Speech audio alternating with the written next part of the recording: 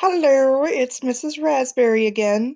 So this is how to get the graph page 4 in Google part 2 because I've been getting a lot of questions about, okay, well, now I know how to use the line tool, but how do I actually graph the data? So since people are confused about the actual graphing part, I'm going to show you guys. So I have our little blue line from yesterday. But if you guys look, this is where in Schoology, this is where I loaded the video from yesterday, the tutorial on how to edit a line graph. When you scroll directly underneath that, you'll see the graphing data. So this is the stuff that you're actually using. This is where you get the information on temperature and precipitation. So if for whatever reason you're having trouble viewing it, it should display directly in Schoology. But if it doesn't load and you keep seeing those three blinking dots, oh, somebody's in here with us.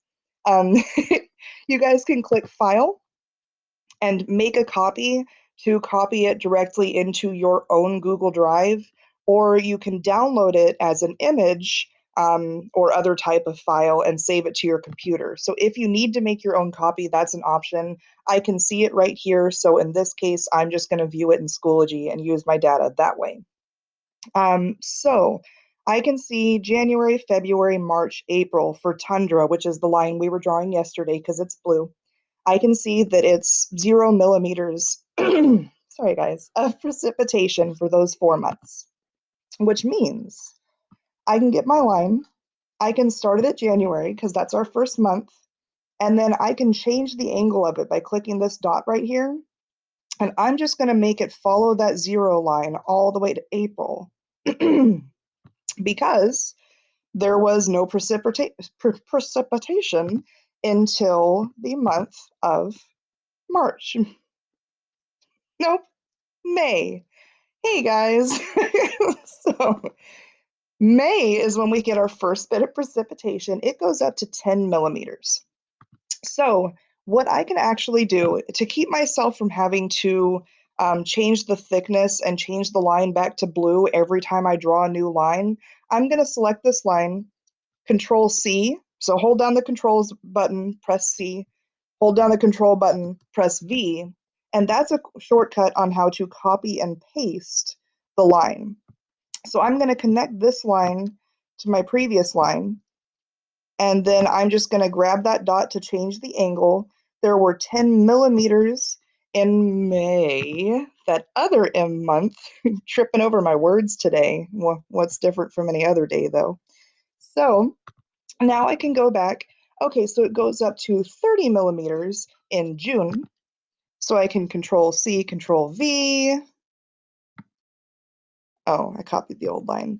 And now I can go from May to June and go up to 30.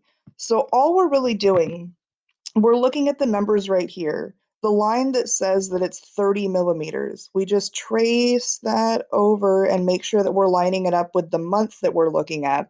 So it's kind of like when you're plotting a line graph where you draw the dots, you look at the data points and you draw a dot on that area of the graph and then you connect it with lines. But since we're working in software where it's easier to just go ahead and go straight to drawing the line.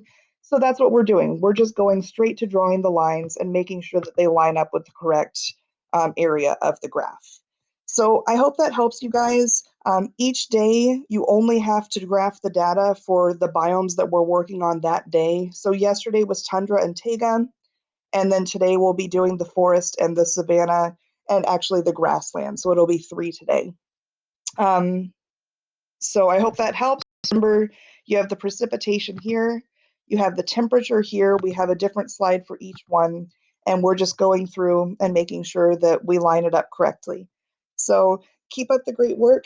Keep letting me know if you guys have questions, and you're doing a great job. I'm really proud of you guys.